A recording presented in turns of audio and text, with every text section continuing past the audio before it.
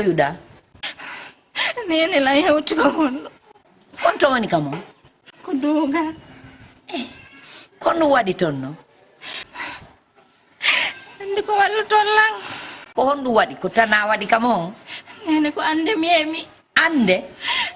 Ande miemi. Ko mingi suka go welde no. Mi welde no mo eno. Ko jettini la redo suudi la no.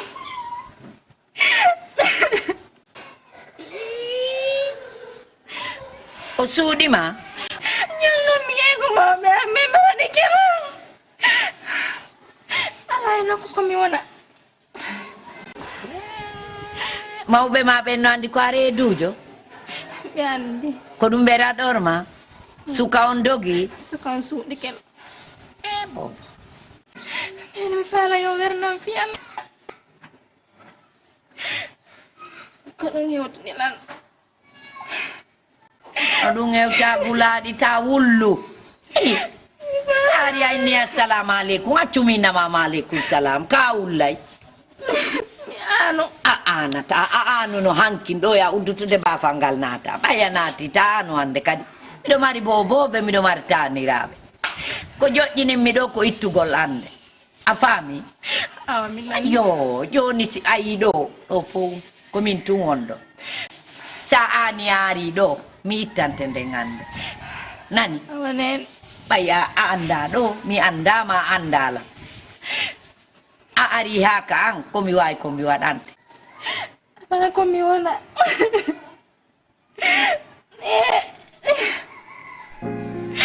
Nene walle la fialla.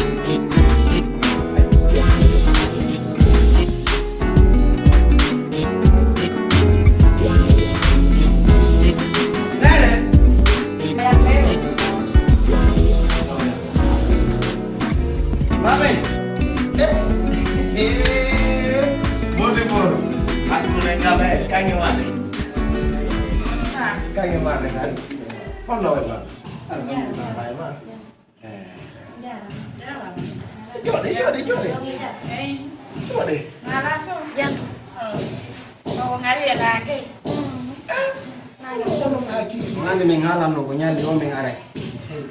Nalaga. Jam tu. Ono le nene. Beja. Dange jam. Malgré embouteillage on retardi mais tay men unnu ahadi. Ko no ngacce ha ki kida moy.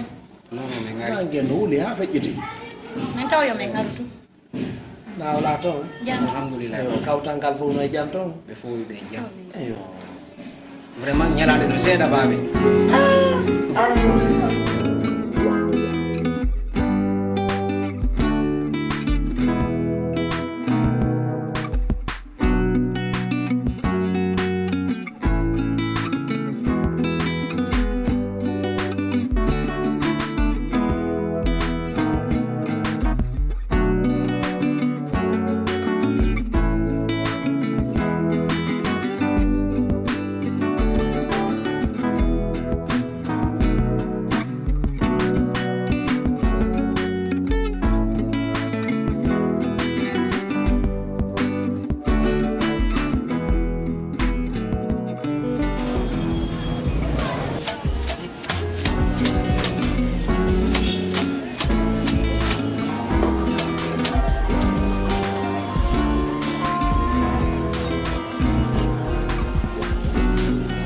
Allô?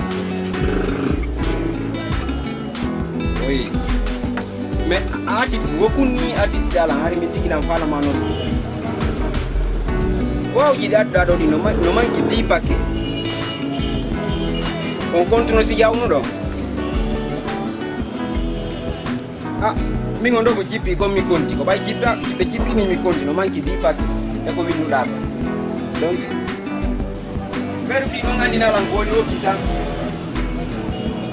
Fakki jam kadi mi nodde te mi anda ma ko jewla dan dalan e butika.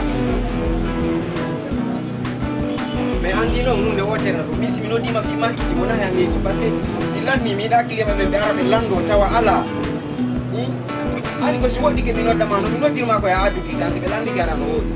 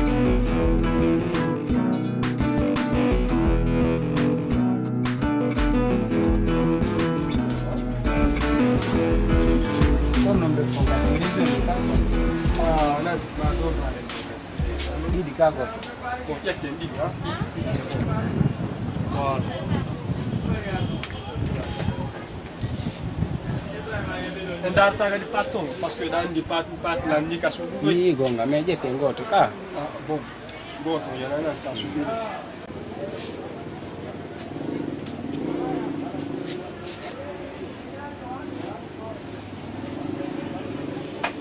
bari o dari on bama do kadika gongarde c'est super hein putain voilà tout ne do ngaro sans cette équipe no fait yo hay goto bloka taw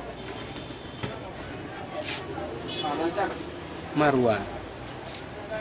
Okay, nyo. Kanko tigiri Marwan. Mun jokkuda modi yanka. Marwan hombo. Wadi mojo ani la ngandi yo.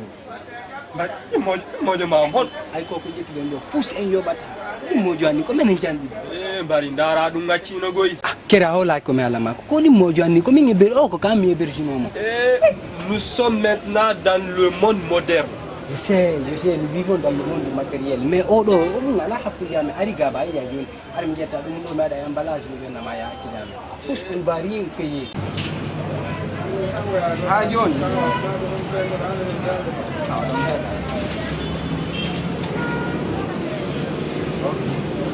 Marwan.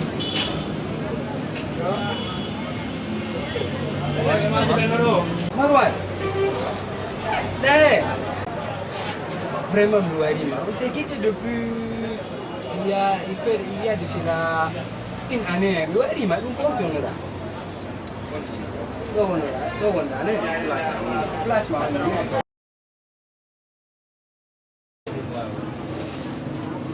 Puis minani kadwa jombi. Ugonga. Jombi. Marwan. Nous dugo la ngawada bon fusmi. La trace ma fus quoi. C'est que mi Marwan wonda ide do ni tawoni mi ala. Il était content, il a mis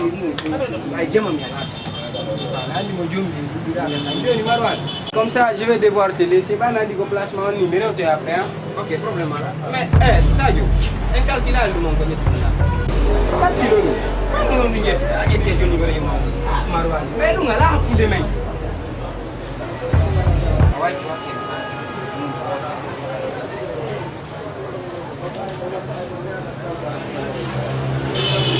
kalau mau minum siapa tu? Mianda. Dia tu hari asupi aja dia gini ya. Iya. Marwan. A relation dong aku lemai. Aku lemai ang. Jara ko miyo bata mafi ko piwe do. Ko suko do go mitaw no do miyo bai. Mais dans le cas ici ang amiwa da mayo ko dundo. Ani du ta en fait ni tanji.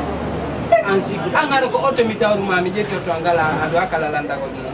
Tu ne peux rien me demander. On va dans la gueule. Afala vide donc oui, je kerenda. Ne détrompe-toi. Mais hakune mengene ndido dunga la hakune mengi. Est-ce que tu dois comprendre? Ala tambui halu gol. Andi ko mi fala. Ko jettu da ko nodi o atira calcule yoko la yeko par principe. Happy Marwan ko sobe on data ko sama kala jetira. Fiala. Mi ko yey gol mi hari do. Na jo kerenda nde. Mais on no wai duma ko akusi. sike ko ɗum ka leydi men ɗo a ɗaɓɓay ɗo ha ronka a voliyata siɗɗo kala anduɗo ma wawi ɗo ka siɗɗo awande nanilan ko ɓenata ko neɗɗo ko dugula ko gonga quoi ande wala yoɓi nde hunde nde timmata ay 20 000 andi mi yiɗa haala ɓuuri artiranan ko ƴettuɗa ko non c'est bon sa wawata sode artirmi paka ga woɓɓe go wara e sooda mi yiɗa ɗon haala ɓuyga ɓurti kan onon sibati algo ɗo suɓa ɗo ƴetta watte a fore sakimoya quoi min nani mi suɓiɗo ɗum madi isko mi atti kontonɗa ndani relation sifa ɓe mi sikko a ƴettal taxi ka Famille, non, mi jetta to la non la film ni fijati ko la dom woni quoi. Awa fi alla yititi jon ka boutique. Ko accura la non quoi. Mi ya ton. Mais dis donc. On mi. Awa. La ya to, la ya ko la. Fi alla gundu enya quoi parce que mi rawo do futte no lando ore ko la na wona. OK. Oh. Awa. Yo ya no mi la gondo de. Mais ndo ko mone yang golla tun. Fi alla ade ko do ne bi an kan.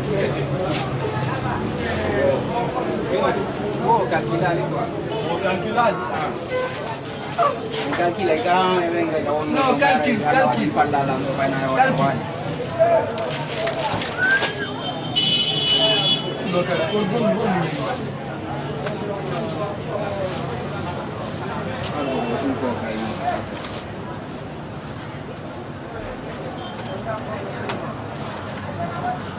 Marwan, faites vite, arrêtez de venir de trop. On la chef de magasin à Anda prix du mal. 63 000. Oh, on fait tout de suite dans ta main. Ache 20 000 euros. On est 63 000. On va dans ta main 63 000. Bari mai. Mais bari akiyake. Parce que nani ka département a wiyan no wonde mo ko gorejo ma mo yanguru da ko ni ko menen jendi de go sor duo tur men go sor yimi nyaw wala men na bu enen ni do Marwan an mi yo bi 63 000 Marwan an mi nyam ni ma yo 63 000 di ya do juri am bari mai ni de rete bari eka kombo ay ka magasin an lo da su dingol ki follo si woni makiti i winerga o ari o yaw dingol ki follo maki do wata de yaso si maki do yanti yawti do yanti ka yasi maki do wata ato yalla ka yasi o makiti do ati ko yo ban 63 000 yidi getto makiti ko sumbu don ko yaado ngemu ha jonga lay no ngande daga 63 000 yidi fala dum do yaltino da lan ni 20 000 francs mi mari 20 000 francs marda si mi fermo yal mai mi fuddito Marwan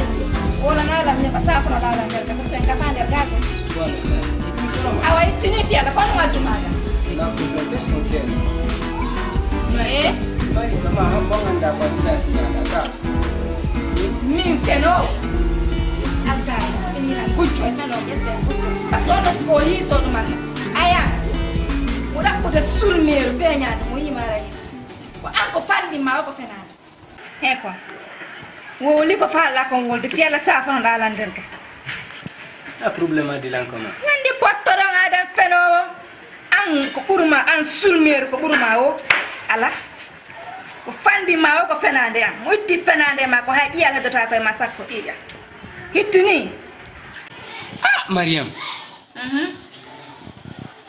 et puis après nous non faut coming anka on tu es qui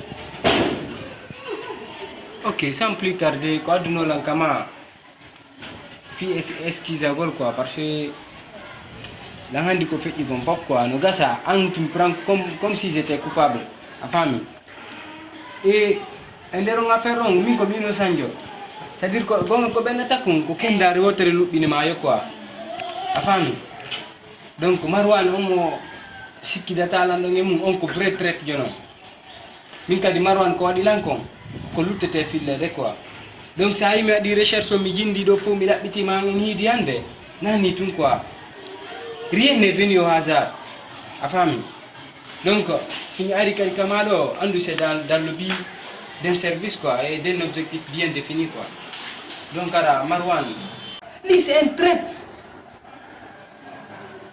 je suis bouri Marwan mi wala ki c'est à dire si mi wala ki traite jono makko no kawre leydi do Marwan Jombino, actuellement il vit dans le luxe. Il est devenu un super boss, Marwan. Salut.